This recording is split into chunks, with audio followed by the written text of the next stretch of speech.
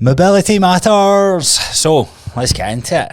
So if you don't know what's going on here, every single day, you know the script by now, I'm releasing an episode at 6 a.m. Today is day 6, and with day 6 we're talking about mobility matters, how to get you feeling loose as a goose over the festive period. Now, in today's episode, you can expect running through really 5 of my favourite exercises that I've done with well over 300 clients by now, and they have been proven to be the best go-to exercises to start with if you're new on this sort of mobility adventure. So with that being said, let's dive straight into it. Let's get real for a second. We all know at Christmas there is more couch watching hours, there's more duvet days, there's more sitting about, there's tons of food. We're feeling like a couch potato. And with that couch potato feeling comes with its chronic pain. It starts coming with its niggles, and just getting up off the couch can feel like a bloody CrossFit workout. Now, if that is you, then we need to start loosening up a little bit. And one of the best ways to do this is by implementing a few mobility drills so that your hips don't feel like they've aged 40 years in the space of a couple of weeks. And with opening up the body and getting more movement freedom, you start to feel a bit better. So this is for absolutely anyone. I don't care if you've got injuries or if you don't have injuries. There is going to be something that you can take away, or a drill that you can take away from this exercise for today's episode, and we can dive into these mobility moves to make you feel pain-free, loose, and just get ready for whatever the festive period throws at you. Okay, so segment 1, let's get into this. First kind of part, or first pillar of this episode. Why does mobility matter? Now, put in brackets here, like especially during the holiday period. Well, mobility and why we should care about it, it's our ability to move freely without any pain. And a lot of people, not even just move freely, move through full range of motion. This is where these two come down. Now, flexibility and mobility are two different things. Flexibility, I can hold my finger here. Now, my range of motion, my finger is from here to here, but being more flexible, I can pull and apply pressure and push that back, or stretch that joint back a little bit more. That would be considered as flexibility. Mobility is what access to the range of motion that you have control over. So it's not just stretching, it's movement control. And this is one of the best things we can do for our joint health, because with movement control, we can then add resistance, and with movement control and resistance, that gets our body stronger, gets us feeling more resilient to the life's challenges in general. So as we go through these positions that we all live by on a day-to-day basis, we're not moving as much. And if we don't move as much, then that's where the muscles around our joints and our tendons and everything can start to seize up, is probably the best word to describe it. Because the less you move, the less your body is required to keep that muscle group active, keep that muscle group moving, essentially. And that's why, particularly in our hips, a lot of people have lower back pain, a lot of people have knee pain, ankle pain, because we're sat down in this L-shaped desk position. And as we're sat down into that position, we don't move as well as what we once did. And the later we go through life without movement, then our body starts to seize up, as I mentioned. And with that seize up, what happens? We get aches, pains, chronic pain. They can then start to radiate up the whole body. And you know what people refer to this as? Oh, pal, that's just getting older. Yeah, wait till you're my age. Wait till you're my age with this. And it's like, right, okay. I actually can't, I've said this before, I can't wait till I'm in my late 30s, 40s, 50s, 60s, because I'm going to prove that I can be a walking proof that happens. But the great thing that the older clients that I have put their trust in me, I'm already proving that with them coming into resistance training or coming into mobility training later in their life. Everybody can benefit from this. So why do we want to do it? Well, we want to reduce those aches and pains. We want to improve our posture and the stiffness that we feel. And let's be honest, it gives confidence to every day-to-day movement. Think of Christmas just now, right? How many of you guys are sitting with chronic pain and are really struggling to play with your kids or your family niece, nephew, whoever it is, you can't do some of these things that maybe you want to because you're not confident in your ability to move your body without hurting yourself. Well, that's where mobility comes in, and this is where it starts for most people. So let's get into it. What is the 5 movements I would say that you need? Well, the good thing about these movements, they can all be done from home. They don't require any equipment, and it can take you literally 2 minutes to 5 minutes to 10 minutes, depending on how much you want to do this. So the first one that we're going to dive into is going to be an exercise called the combat stretch. Now, the good thing about all these exercises is I done a YouTube video on my other channel where I broke down each one of these. So I'm going to leave a link to that below. And with each one of these movements, the challenges becomes like, how do we execute this with perfection? How do we execute this with good technique and not hurting ourselves? Well, the rule of thumb with mobility is you're moving through a range of motion, and your range of motion is going to look different to your friends and vice versa. So the range of motion that you have access to, let's say you rank out of 10 this limiter, like in your car, you put the foot down, the rev limiter can go all the way up. Well, when you're doing your range of motion and you're moving let's say I'm straightening my arm out and then I'm curling my bicep or pulling my wrist back towards my face, when I get closer and closer to my face, let's say I get a pain or a stiffness or a tightness or I don't know what you would call it, because it can be very hard to pinpoint what people are feeling. But let's just call this like an uncomfortable feeling that you start to feel. We don't want to push that through to a 10. We want to work up to about a 6 or a 7 out of 10. And every time we do a rep, every time we move through that range of motion, that will start to ease up, or it should start to ease up. In very rare cases, it doesn't. Now, always with these episodes, right, I'm a personal trainer. I'm a coach at heart. And through these mobility drills, I've helped people work through this. But at the end of the day, some people do have physical injuries that this can prevent them from doing certain movements. So if there's anything that is severely injured, torn, damaged from a fall or whatever it is, then we need to be very careful on how we move through this. So if that is you, look, reach out. Let me understand your circumstance a little bit more, and then I can give you more personal advice on what I would do in your situation, or refer you to one of the fascinating or other fascinating minds in the space. So let's talk about the first drill then. First drill is going to be an exercise called the combat stretch. Now, this is a podcast, and in a podcast format, it's not very advantageous to talk you through an exercise, but very briefly, you're basically one knee's down on the floor, the other leg's out in front of you, like an old school footballer stretch when you've got your split stance. And basically, you're driving your knee over your toes, trying to keep your heel down on the ground, and when your knee's over your toes, you're going to hold that position for 3 seconds, and while you're holding it for 3 seconds, you're going to try and lift your toes up off the ground without letting the knee compensate by moving backwards. As I said, you hold that for 3 seconds, and then you're going to pulse back, take the pressure off, and then repeat again for a certain amount of reps. I would recommend anywhere from 5 to 10 reps, right? Nice and simple, easy to follow. Work with what you feel more comfortable. Main thing is, heel down the ground, big toe, pinky toe down the ground, keep that fully planted all the way through. I would highly recommend as well that you do this without shoes on, so you're fully planted into the ground. Now, how far you move your front foot forward will depend on your limbs, but you mainly want your shin to be vertical at its neutral position. So the further away you move your foot out, the more you're going to feel the pressure in your hip, which is totally normal to feel. But we try to get this stretched down at the ankle as best as we can. So you're going to do that anywhere from 5 to 10 times on both sides, and that would be your first rep.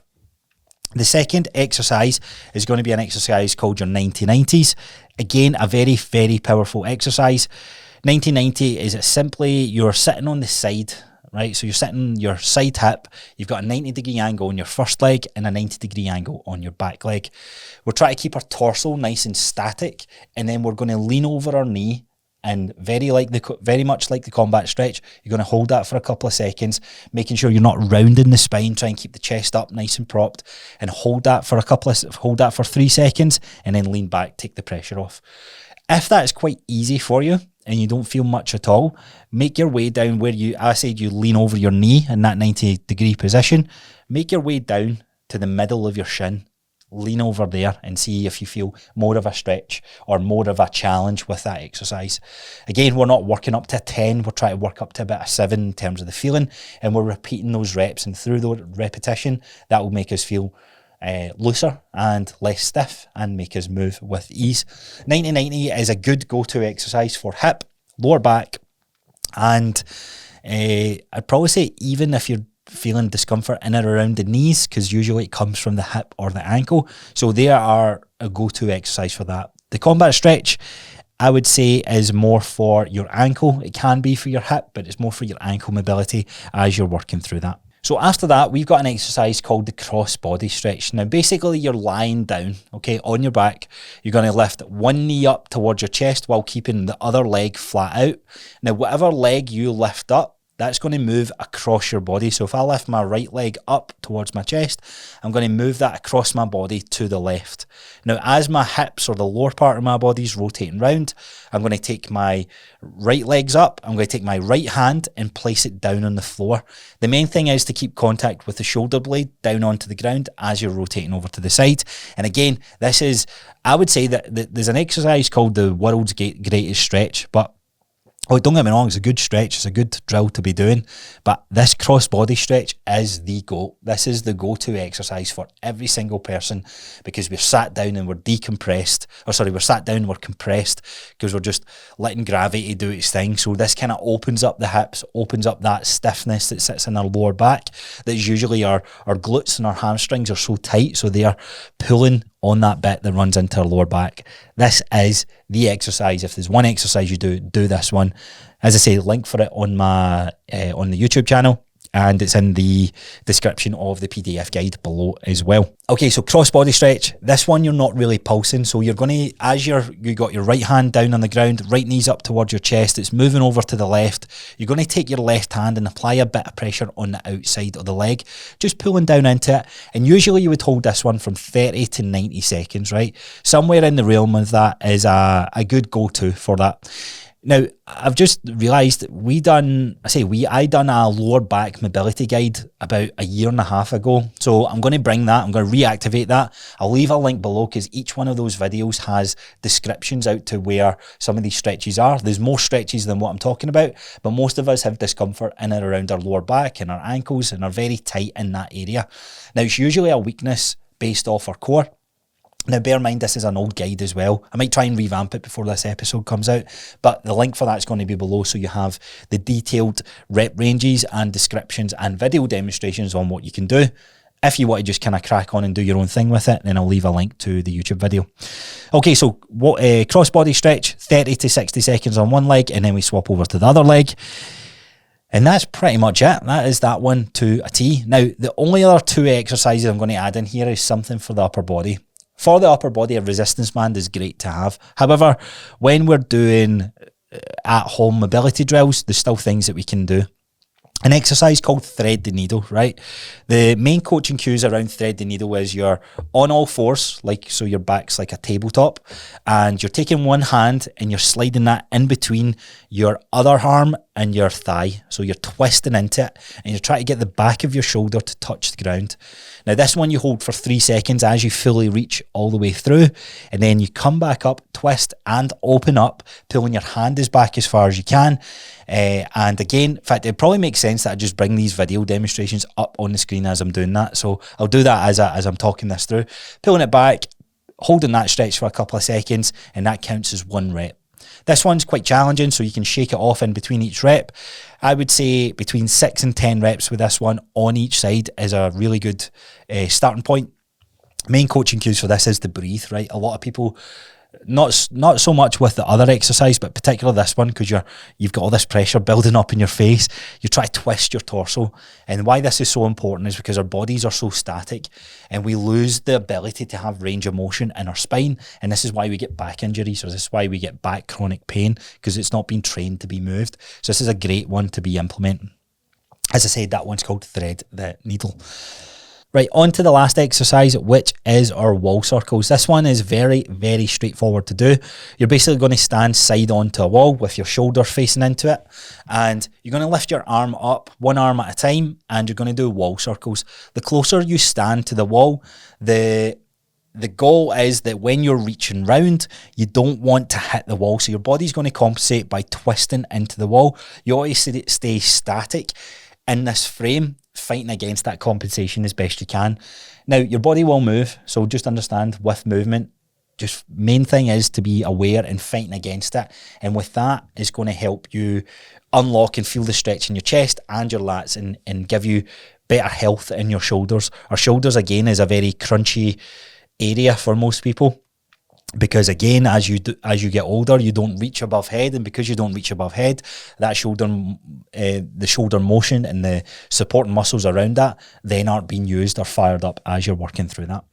So they are my favourite go-to exercises. The tips around this one, literally do as many as you want to do.